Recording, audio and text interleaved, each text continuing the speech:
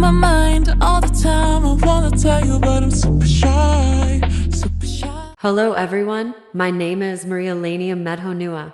I am a student at Sam Rajalangi University, Manado, from the Pharmacy Study Program.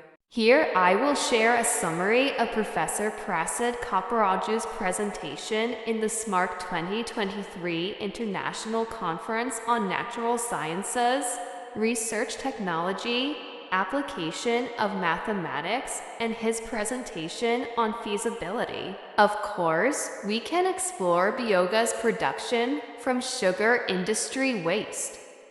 Detailed analysis of substrate requirements from our experimental data depending on the amount of material introduced. Per cubic meter of methane method per ton of fresh material is evidence that the highest methanol content was observed in evaporated sugar syrup, indicating its rich sugar content, which implies significant potential. Methane potential assessment. We can determine its feasibility. But what is meant by feasibility in this case? In this context, this involves testing viable technologies and various biogas use scenarios. For example, you might be interested in the projection of biogas for heat and electricity in combined mix of lignocellulosic materials. This material forms a lignocellulosic matrix that facilitates bacterial access to organic materials, but the accessibility of this metric can be limited by repeated materials utilizing this heat and power plants or CHEP. You can choose to upgrade the biogas to biomethane, which is almost the same quality, natural gas. Let's dive deeper into these scenarios, starting with scenario 1, which involves CHEP in this. Scenario biogas takes center stage, serving as a search for power generation and grid supply.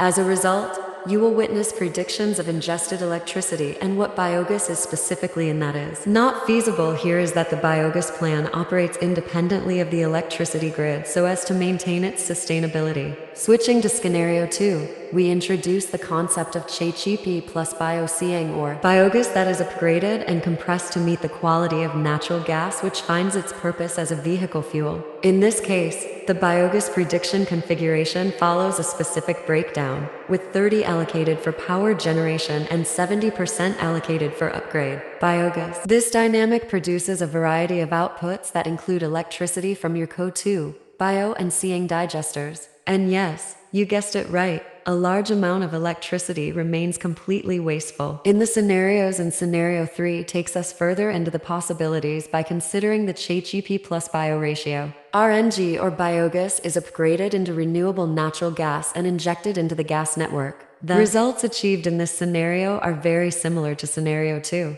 It includes comparable planned outputs and overall results, so that in essence, this scenario not only shows the subtlety of biogas utilization, but also underlines the extraordinary self-sufficiency achieved by the system, eliminating the need for large amounts of electricity in the process. Let's take a closer look at the procedural aspects. It all starts with can biogas, sugar feeding mood and joint degree station involving chicken manure. Both cane and wilmet biogas undergo bread treatment to reduce the particle size by pre-treating the stem, and strengthen the solarization of cellulose and hemicellulose, thereby and protect the distributed materials. Is mixed with chicken manure and put into biogas in a biogas reactor gas prediction, which is then stored. This gas can be channeled into the mentioned scenario trees, thus allowing use in combined heat and power generation to produce electricity and heat, or use it for biogas upgrading. To produce various variants of biogas, the waste material originating from the biogas plant is returned to the digested form, retaining its nutritional richness. Due to effective conservation, the results of this digestion can be put back into the cultivation of sugar cans, which underlines an environmentally friendly approach that is environmentally friendly. In this way, carbon is utilized as renewable gas and nutrients conserved and reused as organic fertilizer, thereby ensuring energy self-sufficiency from a technical point of view. Careful calculations take into account the daily amount of raw materials by the gas plant, comprehensive assessment of dimensions and mass and energy balance. You will usually break down around 151 tons of raw materials every day, consisting of around 82 tons of milk, 55 tons of granulated sugar and 14 tons of chicken manure. Apart from that,